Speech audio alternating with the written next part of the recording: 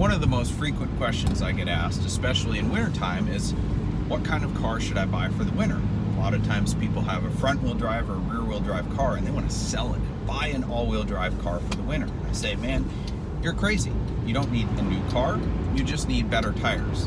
They give me a confused look and go, what are you talking about? And then I have to explain to them how everything works. People think that all-wheel drive is the magic answer to all of their winter traction woes. And yes, sometimes it helps because you get in situations with reduced traction with rear-wheel drive for sure, but that is not the be-all, end-all.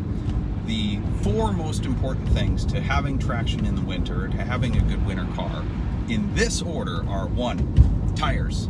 Tires are everything. You basically have four small contact patches. As I pass an all-wheel drive car with stuck in the ditch with no snow tires, you have four contact patches between you and the road. So to have optimal traction in any circumstance, whether it's racing, whether it's just driving along in on the highway in regular scenarios, or in the winter when you have reduced traction, it's all about your tires. Now, it's not just the tread that's important, it's also about the compound, right? So all-season tires are essentially three-season tires because they're not engineered to work very well below freezing. Just like snow tires don't work very well above 50 degrees. You're not going to take them to the track. They're not going to respond very well in high-performance situations. You're going to lose traction, they're going to be unpredictable, and the tread is just going to chunk off. So the same is true with winter tires. You want a compound that is designed specifically to work at below freezing temperatures to give you that optimal grip. It is not all about tread. The other thing you want is a narrower contact patch because you don't want your wheels to float above the snow. Think of it as hydroplaning on snow. So the narrower contact patch you have, the more it will cut through. If you look at rally cars, they have these very narrow studded snow tires, and that's why a lot of guys with all-wheel drive Porsches that have the wide body rear end will put the narrow body wheels on the back because you don't want a 12-inch contact patch because that's just going to ride on top of the snow. You want one that's going to cut through. So tires are of the utmost importance for traction in the winter. The second thing is weight distribution. Having good tires only matters so much as you have the weight to put those tires on the ground, to put that traction to the ground. So like a rear wheel drive pickup truck, all the weight's in the front, and that's why you see them fishtailing down the highway a lot of times. It's because they have no weight over the drive wheels.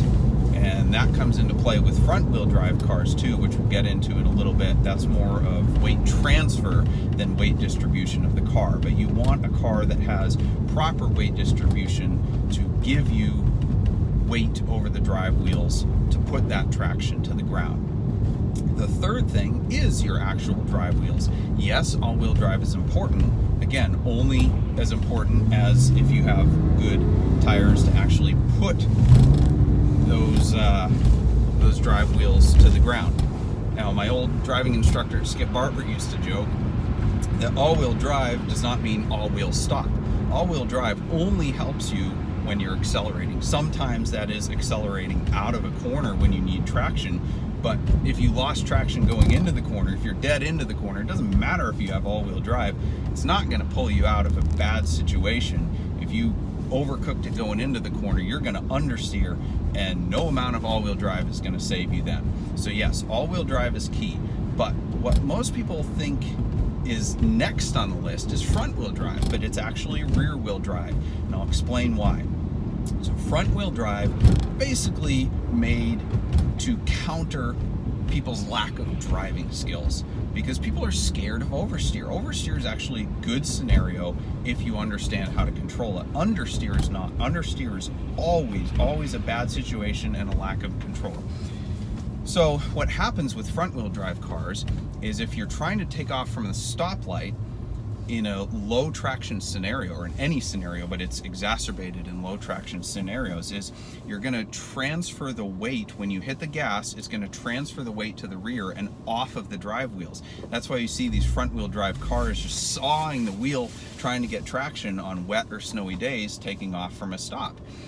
That's why rear wheel drive cars are better, because when you take off, you're actually transferring the weight to the drive wheels and giving yourself more traction.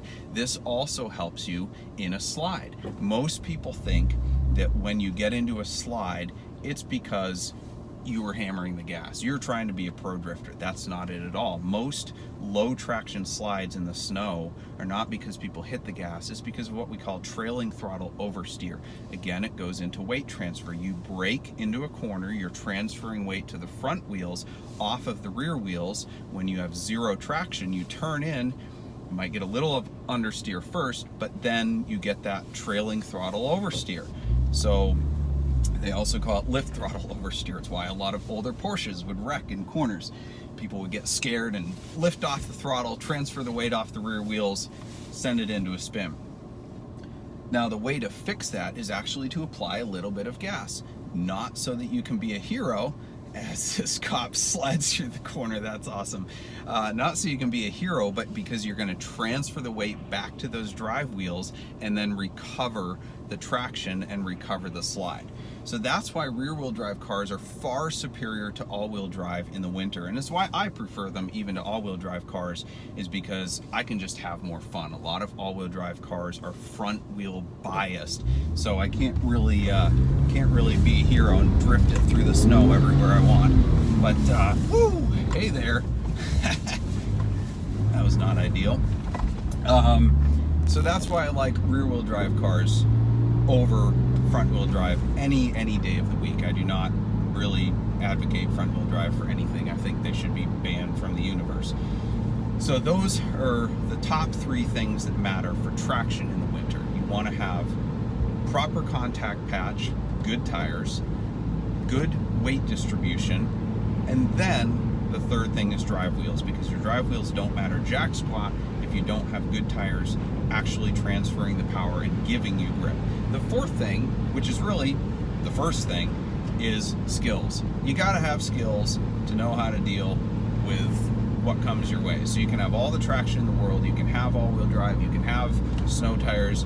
If you don't know what the heck to do, if you don't understand weight transfer, if you don't know how to recover a slide, you're not going to make it in the snow. You're going to be one of those people that ends up in the ditch every first snow of the year. Yes, all-wheel drive and snow tires can certainly counteract and make up for a whole lot of lack of driving skills, but it is not going to save you if you're just a complete idiot. You can't drive like a video game and expect your car to save you.